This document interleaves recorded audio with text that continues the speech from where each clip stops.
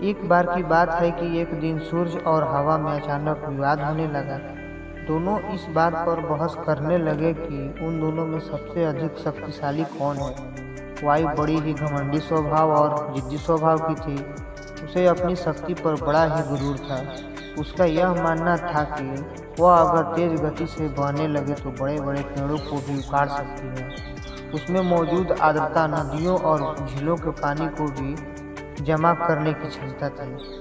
अपने इस घमंडी के चलते वायु ने सूर्य से बहस करते हुए कहा कि मैं तुमसे ज्यादा शक्तिशाली हूँ। मैं चाहूँ तो किसी को भी अपने झोंके से हिला सकती हूँ। सूर्य ने कहा कि हवा की बात मानने से इनकार कर दिया और कहा कि बड़े ही शांत तरीके से सूर्य ने कहा कि देखो, कभी भी अपने ऊपर घमंड नहीं करना चाहिए। हवा यह बात सुनकर चिढ़ गई और खुद को ज्यादा शक्तिशाली बताती रही। इस पर दोनों आपस में बहस कर ही रहे थे कि उन्हें तभी रास्ते में एक आदमी जाता हुआ दिखाई दिया। उस आदमी ने कोट पहना हुआ था। उसे देखकर सूर्य के मन में एक योजना आई। उसने हवा से कहा कि जो भी इस आदमी को उसका कोट उतारने के लिए मजबूर कर देगा, उसे ही सबसे अधिक शक्तिशाली माना जाएगा। हवा ने बात मान ली और कहा ठीक है, सबसे पहले मैं कोशिश करूंगी, तब तक तुम बादलों में छिप जाना।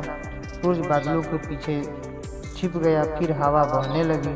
वह धीमे धीमे बहने लगी, लेकिन उस आदमी ने अपना कोट नहीं उतारा। फिर वह तेजी से बहने लगी।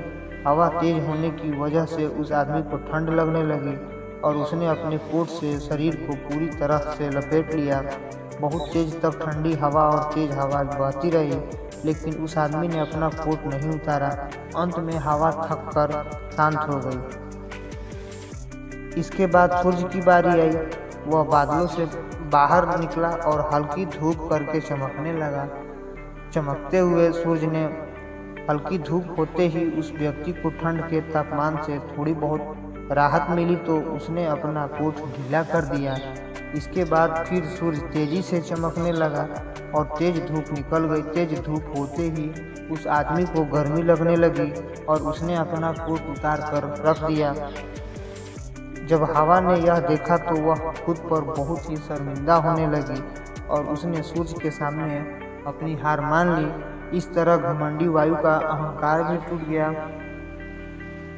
कहानी से सीख: खुद की योग्यता व ताकत पर कभी भी घमंड नहीं करना चाहिए, क्योंकि घमंड करने वालों की कभी जीत नहीं होती है।